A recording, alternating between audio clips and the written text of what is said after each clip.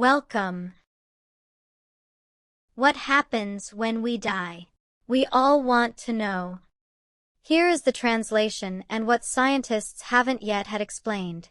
Some have come close, but much of the research is disregarded, as many results were unable to be accurately replicated due to the lack of knowledge of the circumstances and realm of spirit and rules to which they are bound.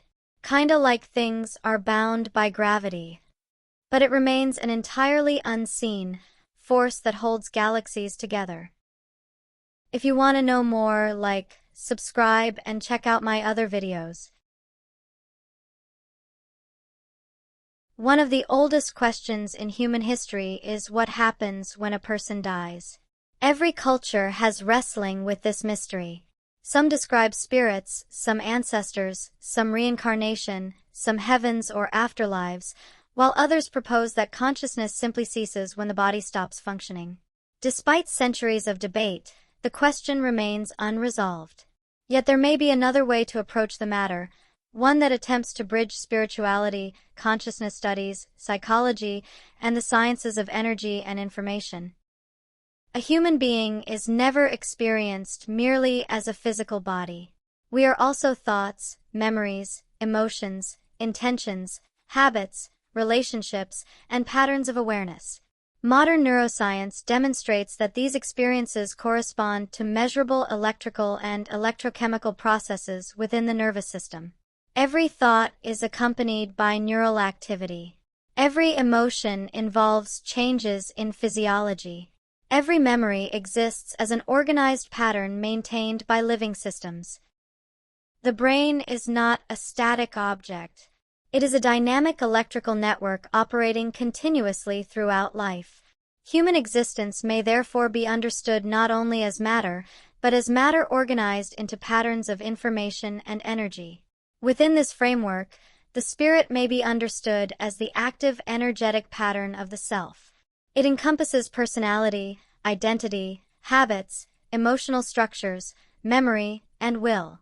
The spirit is not separate from the body during life, but neither is it reducible to a single physical component. Rather, it represents the organized pattern through which a person expresses themselves. The soul, by contrast, exists at a deeper level. Whereas the spirit represents the active pattern, the soul represents the source from which that pattern emerges. The spirit is the expression, the soul is the meaning behind the expression. The spirit acts, the soul gives direction. The spirit is the song. The soul is the musician. If consciousness is indeed expressed through organized energetic and informational structures, a compelling question emerges. What happens to those structures when biological function ceases? Physics teaches that energy is not destroyed. It changes form. It disperses, transforms, transfers, and reorganizes, but it does not simply vanish. While this principle alone does not prove survival after death, it invites the possibility that some aspects of consciousness may persist in ways not yet fully understood. Under this hypothesis, what people traditionally call a ghost is neither a supernatural apparition nor an immortal soul trapped between worlds. Rather, it is a persistent energetic pattern, a continuation of the spirit after biological processes have ended. Such persistence may occur under particular conditions. The first condition is emotional intensity. Throughout life, powerful emotional experiences create profound changes within the body and nervous system. Love, grief, terror, devotion, anger, and longing are not merely feelings. They are whole body states involving complex patterns of neural, hormonal, and physiological activity. When death occurs during periods of intense emotional significance, it is conceivable that these highly organized patterns leave unusually deep energetic impressions. In this model, certain hauntings may represent residual imprints rather than conscious entities. A traumatic event, repeated routine, or emotionally charged moment may become encoded into an environment as a persistent informational pattern. Under appropriate conditions, that pattern may become perceptible again, much like a recording being replayed. This would explain reports of apparitions that appear unaware of observers and repeat the same actions repeatedly.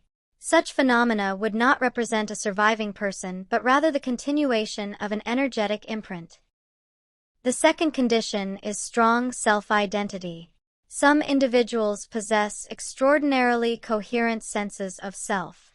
Their routines, attachments, commitments, memories, and personal identities become deeply integrated over time. If consciousness exhibits any capacity to persist beyond biological shutdown, such highly coherent identities may maintain their organization longer than weaker or more fragmented patterns. In such cases, reports of intelligent hauntings become more understandable within the model. Rather than a moment replaying itself, an organized continuation of identity remains active for a period of time, capable of interaction, recognition, or purposeful movement. Within this theory, the difference between a residual haunting and an intelligent spirit is not that one is real and the other imaginary. The difference lies in the degree of coherence retained by the underlying pattern. Residual hauntings are recordings. Intelligent hauntings are continuations. Whether either ultimately exists remains an open question. What is important is that this distinction reflects patterns repeatedly reported across many cultures and investigations. Interestingly, serious academic research has examined several phenomena that challenge purely material explanations of consciousness. The University of Virginia's Division of Perceptual Studies, DOPS, founded in 1967, investigates near-death experiences, children reporting previous life memories, altered states of consciousness, and other extraordinary human experiences, with a stated interest in understanding the relationship between mind and body and the possibility of consciousness surviving physical death.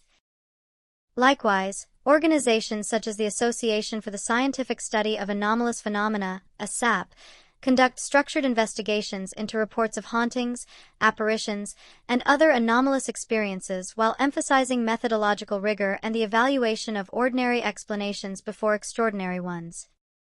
Among the most frequently discussed anomalies are near-death experiences.